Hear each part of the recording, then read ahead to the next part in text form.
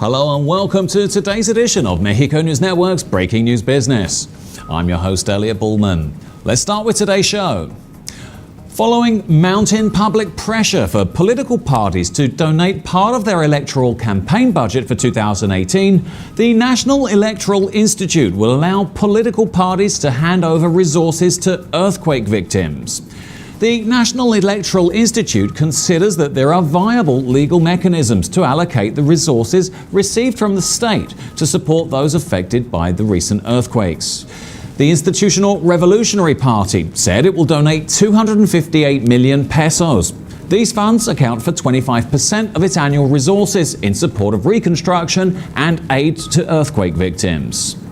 Andrés Manuel López Obrador, who leads the polls going into next year's election, proposed that 50% of the resources of his party, the National Regeneration Movement, will be used in support of victims. Ricardo Anaya and Alejandra Barrales, who lead the Frente Amplio Democrático coalition between the PRD and PAN for 2018, also supported the proposal, but didn't specify the amount that they intend to donate.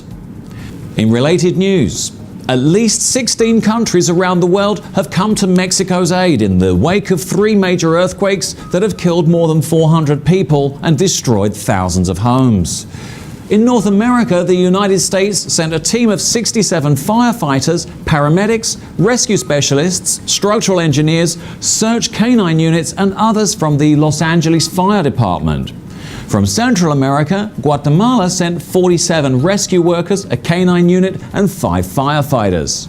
The USAR Panama Brigade arrived with 35 specialists in search and rescue, along with 2 canine units.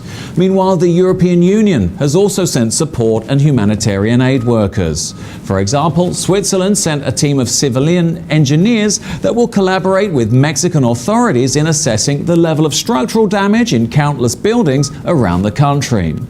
Also, Spain sent a team of 52 members of the Military Emergency Unit to offer their support. And meanwhile, in the Middle East, the government of Israel sent a delegation of 70 people who will offer their support in ongoing rescue efforts, including 25 engineers to inspect and assess building damage.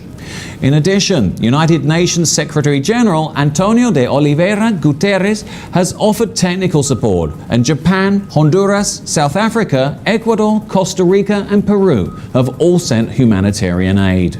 US President Donald Trump is facing growing condemnation from the sports world after his criticism of players at a rally in Alabama on Friday night.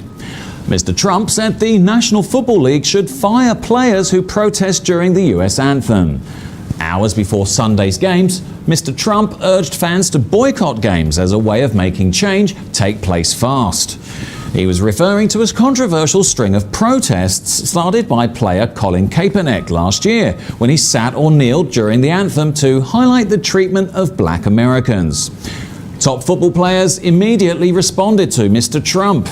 But on Saturday morning, the president took to Twitter to fire off line after line attacking the NFL and athletes in any sport who may have taken issue with his earlier comments.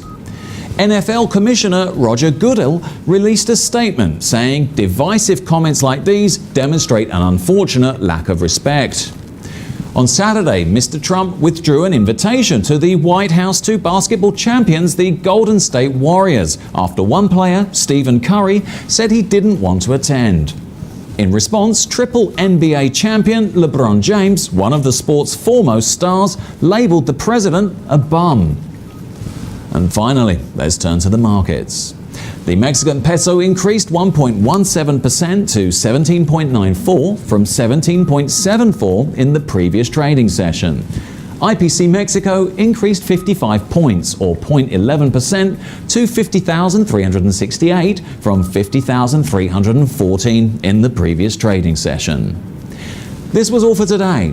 Thank you for staying with us. I'm your host, Elliot Bullman. Remember to follow us on Facebook, Twitter, and Google+, and log on to MexicoNewsNetwork.com for more information on Mexico and the world.